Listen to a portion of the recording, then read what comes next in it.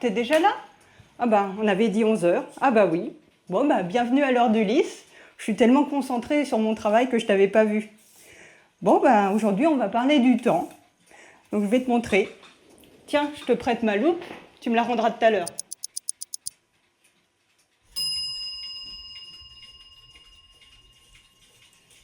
Bonjour, je m'appelle Emmanuelle Galland. Je suis restauratrice de pendules anciennes du XVIIIe siècle au XIXe siècle à Paris. Je travaille pour les particuliers, les collectionneurs, les marchands d'art et pour l'État.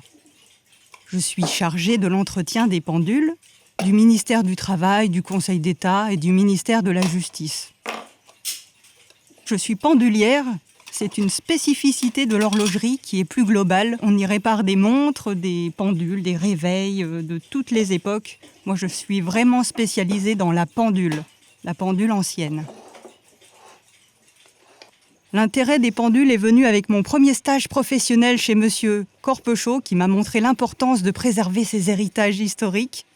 Et j'ai appris et perfectionné mon savoir-faire avec mon mentor, Monsieur Ansart, pendant 10 ans à ses côtés. La pendulerie est donc devenue une passion. J'ai repris son atelier il y a 7 ans maintenant, et me voici avec un carnet de commandes bien rempli. Aujourd'hui, il reste peu de spécialistes pour réparer les pendules, pour les soigner. Donc il faudrait que ce métier soit plus connu, plus reconnu, car il est très valorisant. Je trouve qu'on a toujours un lien particulier avec nos pendules, avec toutes les pendules que l'on restaure. On les a vues arriver encrassées, abîmées, maltraitées, et ensuite on les voit renaître sous nos mains. C'est très gratifiant.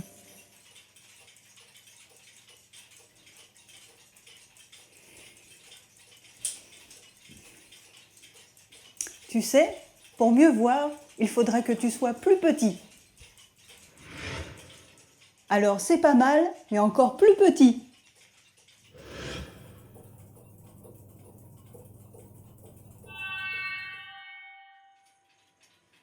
La vocation m'est venue avec cette petite fille curieuse que j'étais, qui démontait ses jouets mécaniques pour en voir l'intérieur.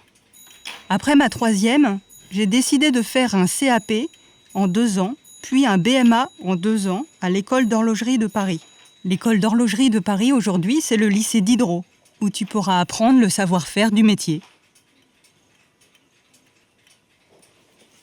Nous sommes une équipe, mais chacun a la tâche de travailler sur sa propre pendule, du début à la fin. Ce qui est amusant quand on répare des pendules, parfois en les ouvrant, on découvre des petites surprises.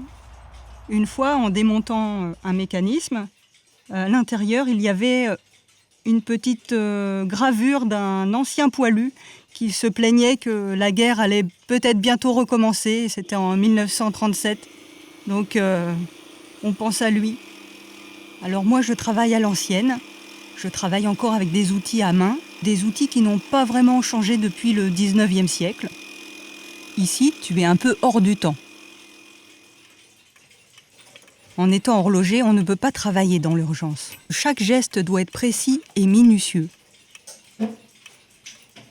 Même si mon métier est ancien, je vois que c'est un métier plein d'avenir car j'ai beaucoup de demandes.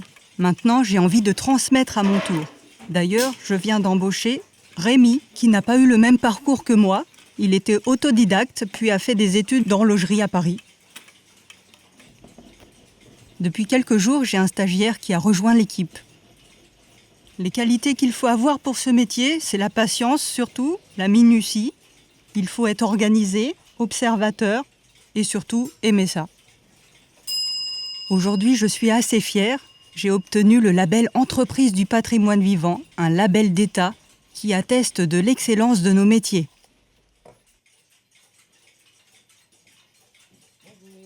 Je suis un peu le médecin des pendules. Du coup, je dois détecter les pannes des pendules en les écoutant. Il faut avoir une bonne oreille. Et je dis que la pendule nous parle et nous dit ce qui ne va pas. En regardant et en écoutant la pendule, on peut savoir quelle panne elle a. Du coup, j'utilise le stéthoscope comme les médecins pour avoir le réglage parfait. Pour la relation client, l'important, c'est de bien les écouter. Il faut tout d'abord qu'ils te fassent confiance, les rassurer, leur donner un prix juste. La pendule, ce n'est pas qu'un mécanisme. Il y a aussi l'entourage, la caisse. Donc je travaille avec d'autres artisans passionnés, comme les ébénistes pour le bois, le marbrier pour le marbre, les verriers d'art, les doreurs et les émailleurs pour les cadrans.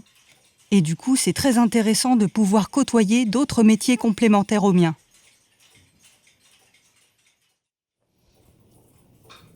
Il est temps de retrouver ta taille normale maintenant. Et voilà, j'espère que tu as passé un bon moment ici et que tu as apprécié découvrir mon métier. N'hésite pas à revenir nous voir.